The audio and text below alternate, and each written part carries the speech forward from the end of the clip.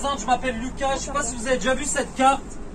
C'est quelqu'un qui frappe à la porte de votre cœur. Je ne sais pas si ça vous arrive de prier. Mais sur cette carte, on peut voir quelqu'un qui frappe à la porte de votre cœur. Et ce quelqu'un, il s'appelle Jésus.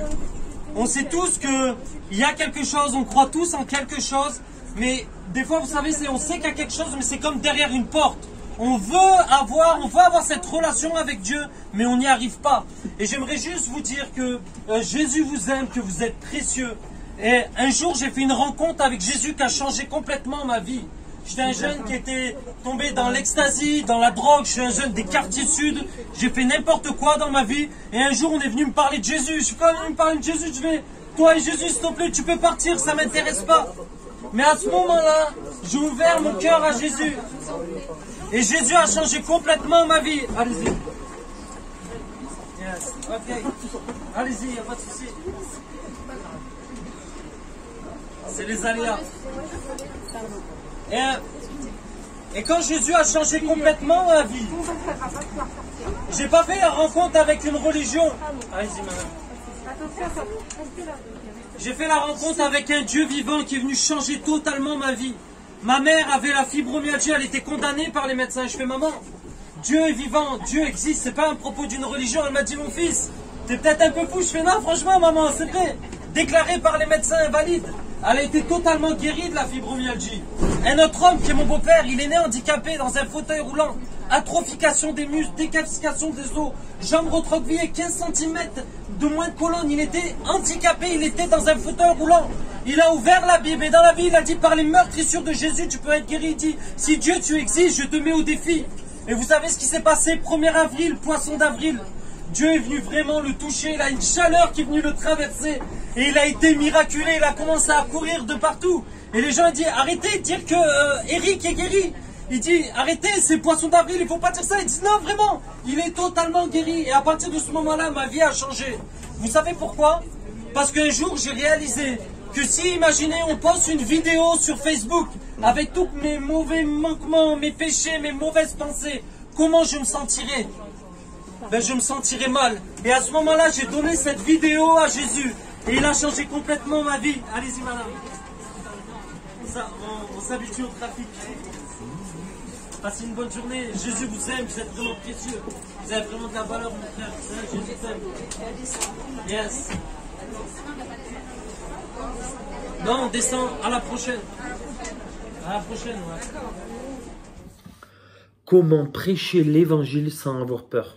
Alors là, je sais ce que tu me dis. En voyant cette vidéo-là, mais là, tu es en train de me dire, mais Lucas, c'est bien ce que tu fais, mais c'est pas mon appel. Ça, c'est le premier mensonge que j'ai dû abattre pour commencer à suivre Jésus. Alors, attends, je dis pas que tu vas devoir faire ça tous les jours. Je dis pas que Dieu t'appelle à faire cela tous les jours. Mais la question, c'est pourquoi tu ne pourrais pas faire cela?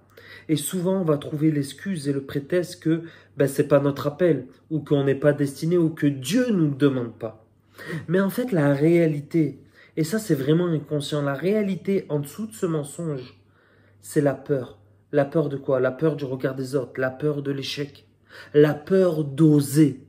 Et vous croyez-moi, quand vous commencez à le faire, et c'est pas quelque chose que je fais à chaque fois, parce que j'aime faire les choses selon comment le Saint-Esprit me guide, mais en fait j'ai réalisé que quand on commence à prêcher, et peu importe ce que pensent les gens, on commence à le faire, alors ça va avoir un impact dans notre vie quotidienne, Et en fait, la réalité et comment vous pouvez vous le faire, c'est simple.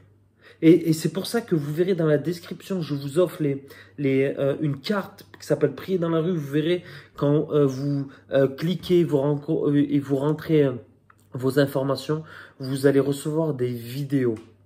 Pourquoi? Et pourquoi je fais cette vidéo? L'une des choses que la peur tient, en fait, et la peur, en fait, commence à nous envahir quand nous sommes plus en sécurité.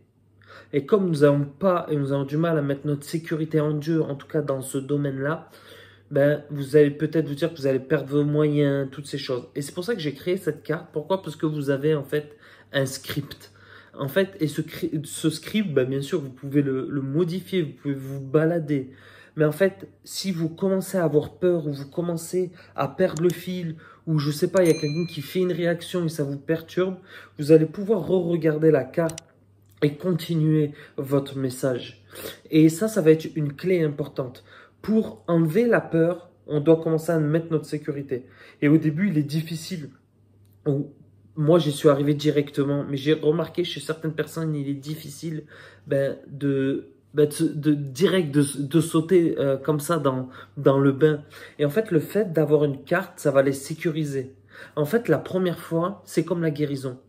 La première fois, quand on prêche l'évangile, on va pas le faire dans le but de gagner une âme.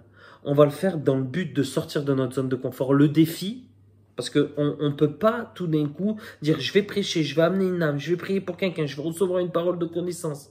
On doit y aller étape par étape. C'est un peu les vidéos que j'ai faites que je vous encourage, comme je crois que c'est les 3 zones du surnaturel, les 3 étapes pour marcher dans le surnaturel, quelque chose comme ça. Pourquoi? Parce que en fait, vous allez devoir vous focaliser, votre but n'est pas tant de prêcher le message de l'évangile ou d'amener une personne à Jésus dans le premier temps, je parle. Ça va être de le faire. Et une fois que vous allez le faire par répétition, vous allez commencer à être à l'aise, vous allez pouvoir ajouter une autre manière ou ajouter une parole de connaissance ou fixer quelqu'un ou amener quelqu'un à Jésus. Mais c'est comme la guérison. Au début, quand on prie pour les malades, je dis aux gens, votre défi c'est de prier pour un malade. Pourquoi? Parce que quand il prie, le cœur bat, il y a tout qui commence peut-être des fois à se mélanger dans notre tête. Et en fait, le fait est juste de dire ton but c'est de prier pour un malade. Et après, à force de prier, tu vas être à l'aise. Donc, tu vas amener le message de l'évangile. Tu vas recevoir une parole de connaissance. Mais on ne peut pas tout faire au début. C'est pour ça on est des apprentis, on est des disciples. Parce qu'on veut devenir comme le maître. Donc, je vous encourage à faire cela. Je vous encourage, si vous voulez encore recevoir d'autres vidéos, il y en a plein d'autres. Mais à liker, de mettre une petite cloche. Parce que j'en sors 2 fois par semaine. Parce que mon cœur... Et je vois des témoignages, des retours de témoignages. Mais mon cœur ultime est de pouvoir transformer et d'apporter quelque chose, des clés, pouvoir transformer la vie des gens. Et en plus de cela, vous verrez que chaque mois, il y a des lives en direct YouTube. Mais vous avez aussi des formations gratuites. Et on a aussi mis en place, et bientôt, vous verrez, il y a des choses qui vont arriver. Je ne vous le dis pas de suite. Mais restez connectés. Ok? Soyez bénis et n'oubliez pas. La peur est un mensonge du diable. La peur ne vous appartient pas. Retenez-le bien. Je le développerai dans d'autres vidéos. Soyez bénis.